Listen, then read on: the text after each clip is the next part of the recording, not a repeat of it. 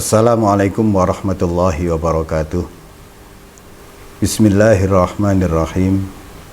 Alhamdulillahi rabbil alamin. Wassalatu wassalamu ala sayyidil mursalin wa ala alihi wa sahbihi ajmain. Amma ba'du. Saudara-saudaraku yang dirahmati oleh Allah Subhanahu wa ta'ala, kita berjumpa lagi dalam kajian kitab Wasiyatul Mustafa. Sebelum kita kaji bersama-sama kitab Wasiyatul Mustafa ini, terlebih dahulu mari kita buka dengan bacaan Ummul Quran, Ummud Du'a, Suratul Fatihah. Berharap mudah-mudahan Allah berkenan membuka hati kita untuk bisa menerima pelajaran demi pelajaran.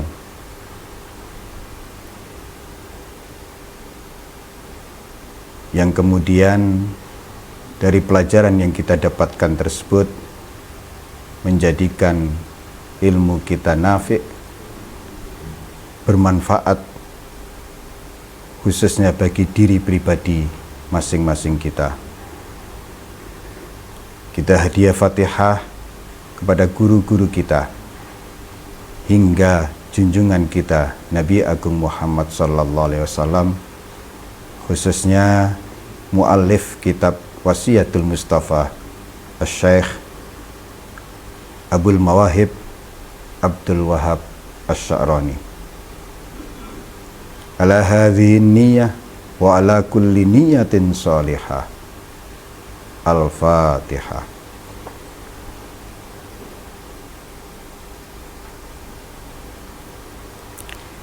Bismillahirrahmanirrahim. Qala Rasulullah sallallahu alaihi wasallam, ya Ali, wa man akalal harama mata qalbuhu wa khaffa dinuhu wa da'ufa yaqinuhu wa hajaballahu da'watahu wa qallat ibadatuhu. Setelah kita membahas tentang makanan halal, kemudian makanan syubhat, kali ini kita bahas tentang makanan haram. Makanan halal yang kita makan berdampak positif kepada 3 hal. Kemudian makanan syubhat berdampak negatif 2 hal. Dan makanan haram ini berdampak negatif pada 4 hal.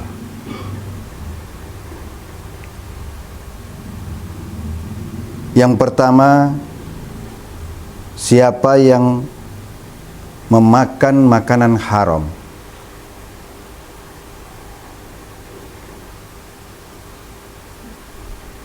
mata qalbuhu, mati hatinya. Makanan haram yang dimakan oleh seseorang menyebabkan kematian hatinya. Kematian hati seseorang akan menimbulkan semakin hidupnya nafsunya. Jika hati seseorang telah mati, nafsunya hidup. Jika nafsunya terus semakin hidup, hatinya akan semakin mati. Itu dampak pertama dari makanan haram yang sangat berbahaya bagi setiap orang. Yang kedua, wa khaffa dinuhu, agamanya menjadi ringan.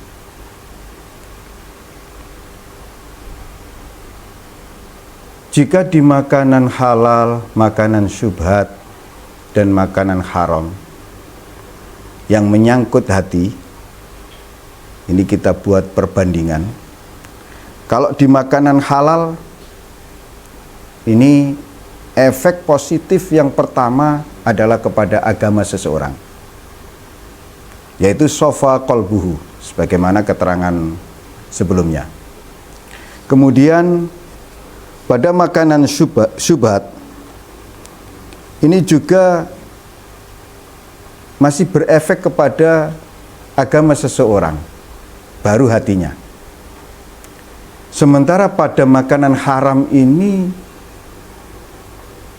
efek pertama kepada hati seseorang. Jika hatinya telah mati, ini sangat sulit untuk mendapatkan nasihat, sangat sulit untuk mendapatkan segala sesuatu yang bersifat cahaya.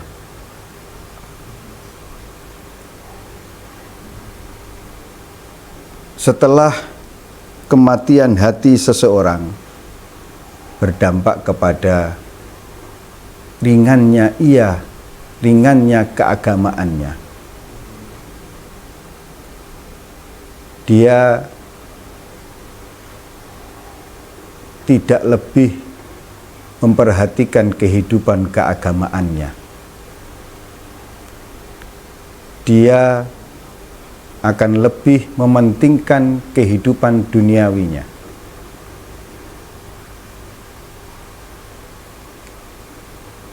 Agamanya menjadi dinomor sekiankan. Jika agama itu diwakili oleh perilaku mulia, akhlakul karimah, dia tidak mempedulikan itu.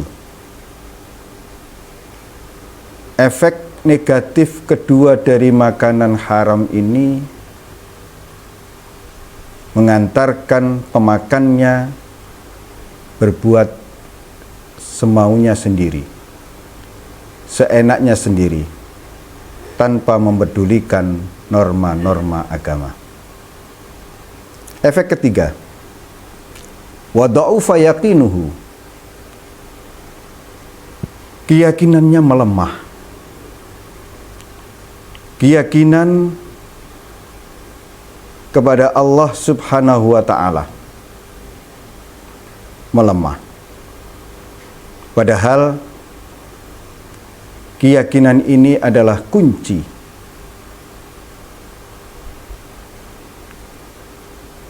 yang mengantarkan seseorang untuk menjadi lebih baik dari sebelumnya. Nyaris orang yang memakan makanan haram ini tidak ada rasa percayanya kepada Allah, bahwa Allah Maha Rahman, Allah Maha Rahim, Allah Ar-Razzaq, yang menanggung rizkinya, yang menjamin kehidupannya, dan seterusnya. Ini melemah. Dengan melemahnya keyakinan kepada Allah, menguat keyakinan kepada dirinya sendiri, yang mengantarkan orang tersebut kepada menuhankan dirinya.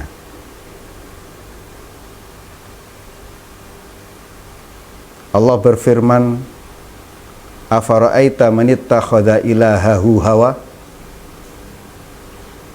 Adakah engkau tahu orang yang menjadikan hawa nafsunya sebagai Tuhannya?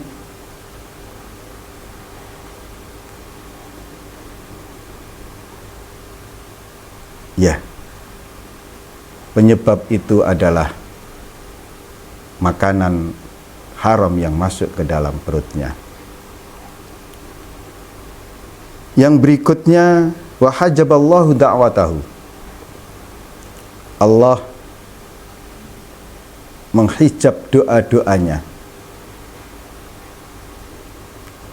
Allah tidak mengabulkan segala permintaannya, walaupun ia meminta bahasa di hadis lain, walaupun ia sudah menghinakan dirinya secara lahiriah dengan berpakaian jelek misalkan, dengan kemudian wajahnya itu ditaburi debu, kotoran dan seterusnya. Walaupun seperti itu, Allah tidak mengabulkan doa orang-orang yang di dalam tubuhnya terdapat makanan-makanan haram. Sabda Rasul, kullul lahmin nabata minal haram fannaru aula mathwabi. Setiap daging yang tumbuh dari makanan haram, maka tempat yang paling berhak bagi daging tersebut adalah neraka. Na'udzubillah min dzalik. Yang terakhir, waqallat ibadatuh. Otomatis orang yang memakan makanan haram sedikit sekali ibadahnya kepada Allah. Saudara-saudaraku yang dirahmati oleh Allah Subhanahu wa taala, dari wasiat Nabi yang pertama, yang kedua, dan yang ketiga ini yang saling terkait, mari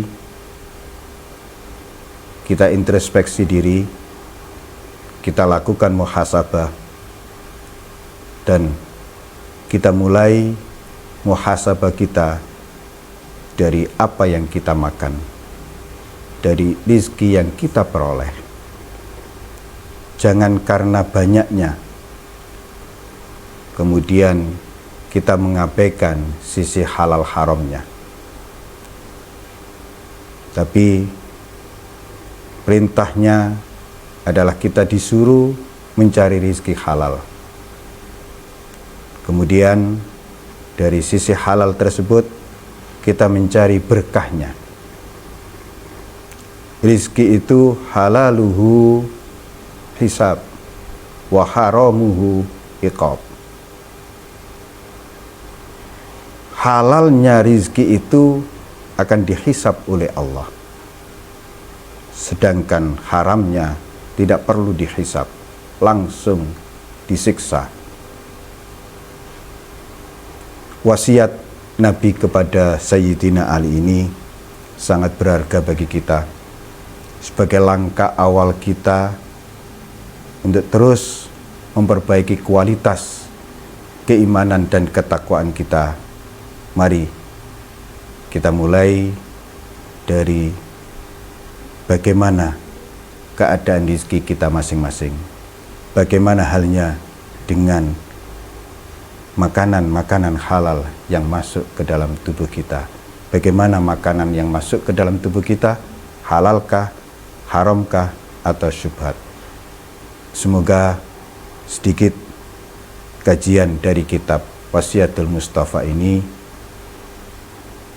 menjadi pengingat bagi kita semua untuk lebih berhati-hati lagi di dalam mencari rizki, di dalam mengonsumsi setiap makanan yang masuk ke dalam mulut kita.